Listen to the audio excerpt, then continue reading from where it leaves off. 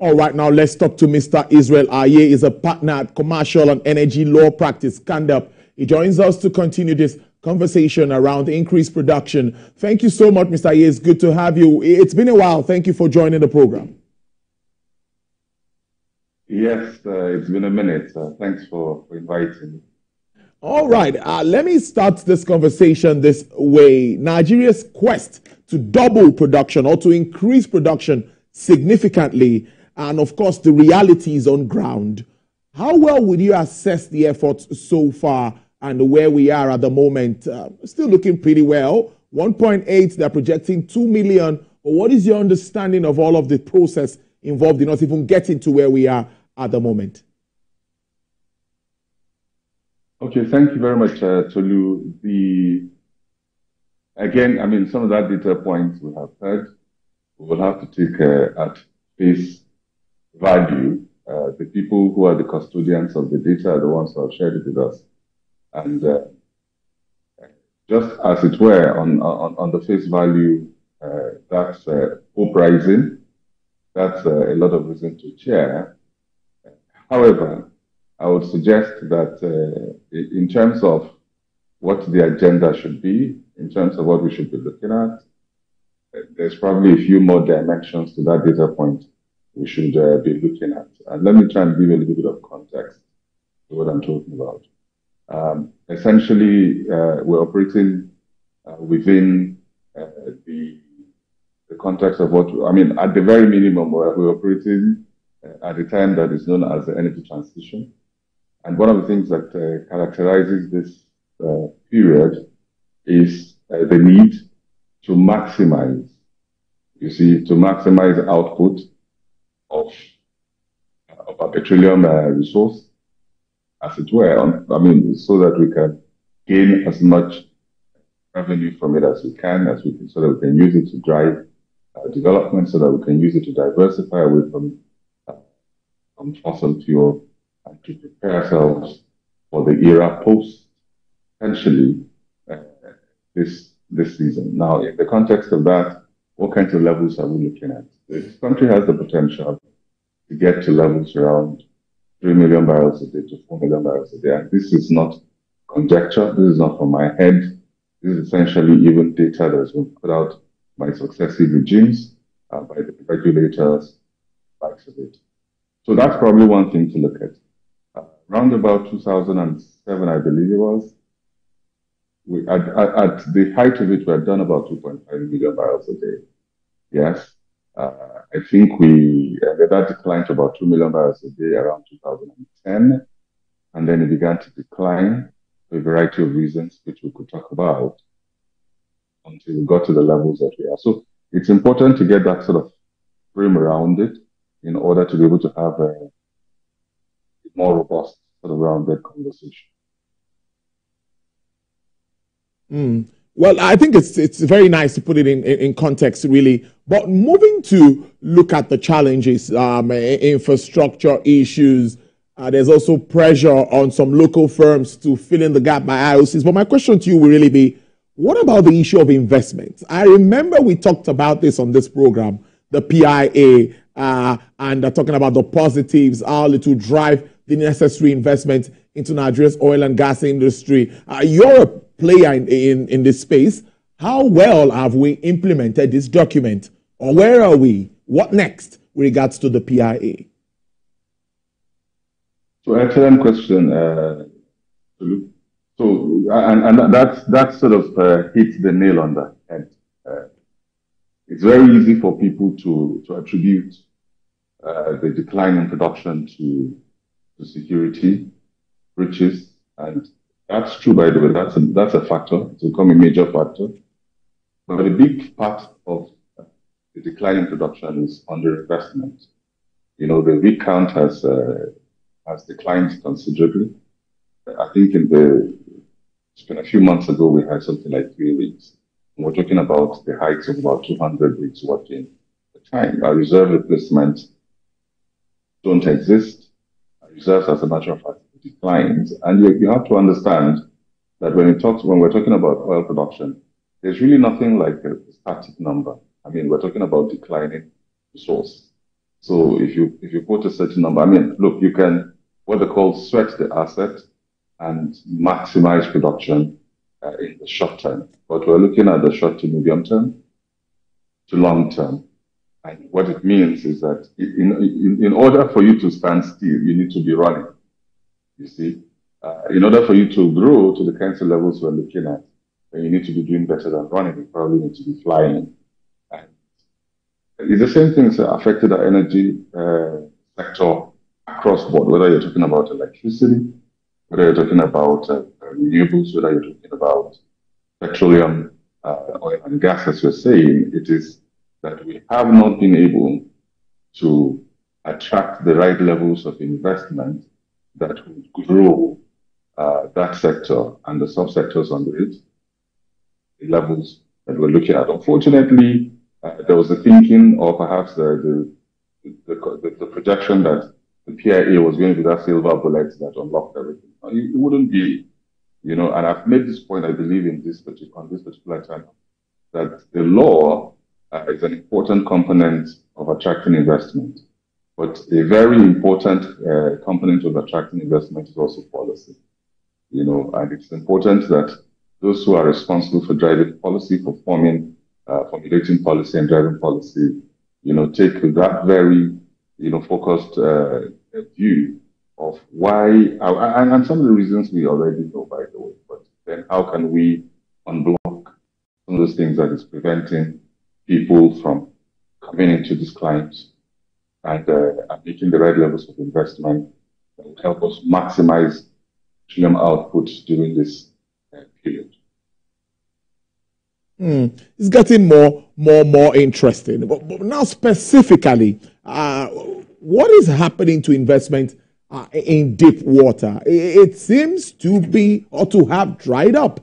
I'm focusing on that because I'm worried. I just saw the spread of production onshore and all of that. But please take us through why this is happening. Well, I mean, so the deep water, you see, that's a bit of the challenge. The deep water, which accounts for well over, by current levels, well over, or should account for well over 55 to 60% of production. Wow.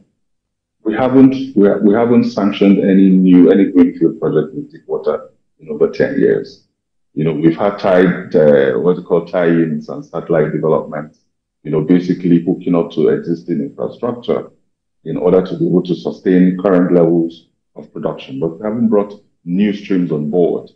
Indeed, if you think about the IOCs exiting the onshore and the shallow offshore and moving progressively to deep water and perhaps other terrains of oil production, then you want to provide whatever it is that is incentives that would cause them to come into that area. Now, it doesn't help that it's taking too long to deal with their exit from the onshore to the shallow offshore and the likes of it. I mean, if you think about an Exxon, it is unlikely that Exxon would have committed to anything before their sale, except that was sanctioned. You can hope that after this, with the right conversations, they might be able to take a position with respect to a greenfield project.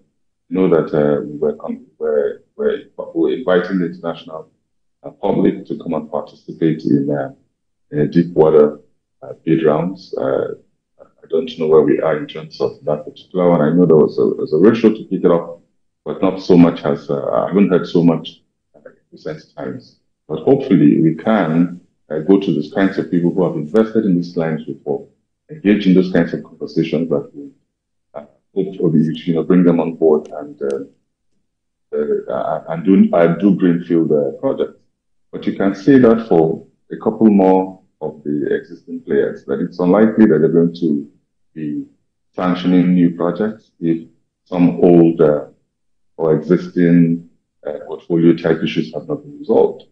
So generally, in terms of unlocking investment in this space, I would suggest that it's very important that we resolve all pending portfolio issues so that we can focus on bringing on new streams.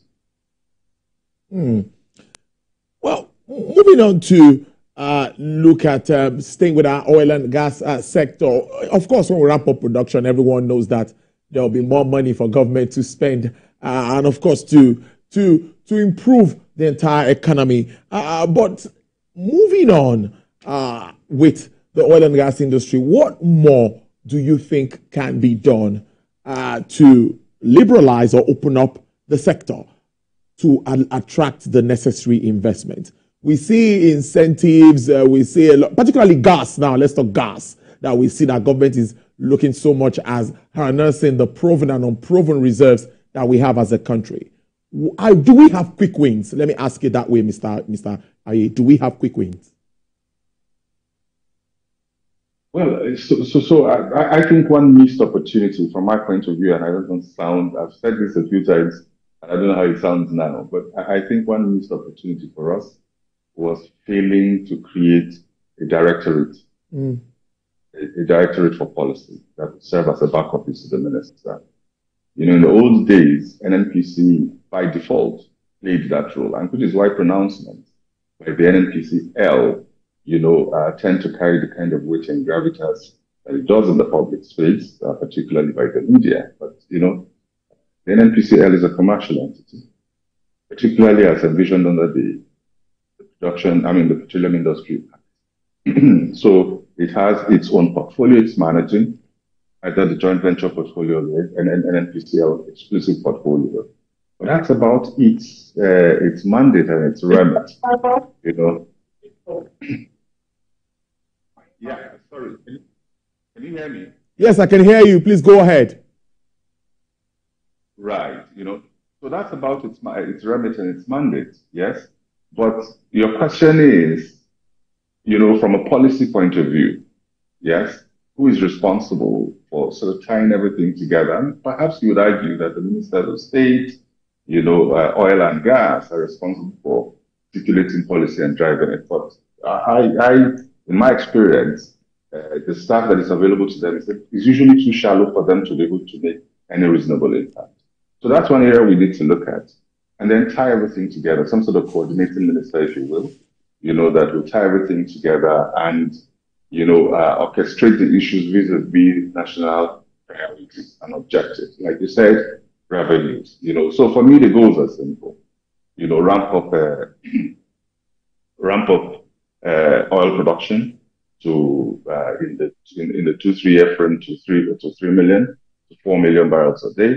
A portion of that, as OPEC quota would allow, can go into earning for it, and a portion of that increasingly can go into refining, processing, and the likes of it. And so you can energize the midstream as we envisioned we will. That will create jobs, that will create more money, and the likes of it. In terms of gas is a different animal altogether.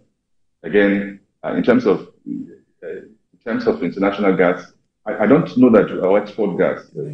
Export gas, we're not doing badly. I mean, 27 is nearly on stream. Even at the time, everybody thought it was going to be difficult to do that. And so in that regard, we're probably not doing as badly as we can. Perhaps where we're not doing as well as we ought is domestic gas. Because again, you need gas to energize the industry. You know, you need gas to power, you need gas to industry. You need that sort of streams of gas. But the problem is gas production is constrained by petroleum activities, because in order to get gas, particularly associated gas, then you need oil production in order to be able to get associated gas. So it all ties back to the to the exploration and production activities upstream in order to be able to get some of these substance molecules, as the case may be. It's quite interesting when we look at all of these issues. But before I let you go, I touch on the global oil space considering Trump's presidency. We've been getting mixed reaction with regards to this. I don't know if you'd like to speak around that while we wrap up this segment of the program. What do you think? Yes, I see the smile already of a Trump presidency and the global oil market. See what is happening, Russia and Ukraine. I'm worried. It's impacting oil prices. Well, I mean, so events such as the one you've mentioned, whether it's the Russia-Ukraine war, whether it is the restiveness in the Middle East, and those kinds of flare-ups in the international arena, or perhaps consequential events such as the Trump presidency, it potentially impact prices. But you see, it is only those who are ready that can take benefit or advantage of such improvement. So today, even if there was a nudge upwards, perhaps we're not prepared or able to flow the tap. I mean, we've missed many opportunities to earn windfalls as an economy. And that's really part of what is concerning to me, is that we need to, I mean, especially, one of the things you're dealing with is, look at what you said, that there's a gain in Naira, uh, but even the gain brings us to about 1,600. Again, those are not sustainable levels, especially for an economy that is very import dependent, you see. So we need to be able to up our revenue levels and the likes of it. And for a bit to come, petroleum economy is going to be the basis for the rest of our economy. I mean, I hear people talk about diversifying the economy and the likes of it. That's great. But one of the questions I've asked is, look, if you have not been a diligent steward of such an easy economy as the petroleum economy, what's the guarantee there will be a better steward of any other kind of economy? So we need to govern the petroleum economy space better. We need to manage it better. And it's a simple solutions to what I'm talking about. Set clear goals and put the key people in the room, whether these are the policy regulations, players, create an agenda. For me, I think we should also even engage the Nigerian population, particularly if you think about that. And that's, why what I like about what stations like yourself are doing, putting this in the public view and the space continuously. Because if the petroleum economy affects all of us in the way that it does, then it shouldn't be, the conversations around it shouldn't be in the ivory tower or in such exclusive places, because the impact, cascades to all of us, and I would continue to advocate that those who manage that economy on behalf of the rest of us, should be held accountable to how they manage it, and they should not engage in esoteric conversations. I fear that even the manner in which I may have conducted this is somewhat esoteric. But if I was to close on this note, I'd say, let us state what those clear targets are, what the enablers are, in the public space, and be accountable to the Nigerian people on an ongoing basis. Mr. Israel, partner, commercial and energy law practice, Kandel, thank you so much for making real sense of this topic of discuss today on the show. Do have a great weekend. Thank you very much, and thanks for inviting me. Have a great weekend, sir.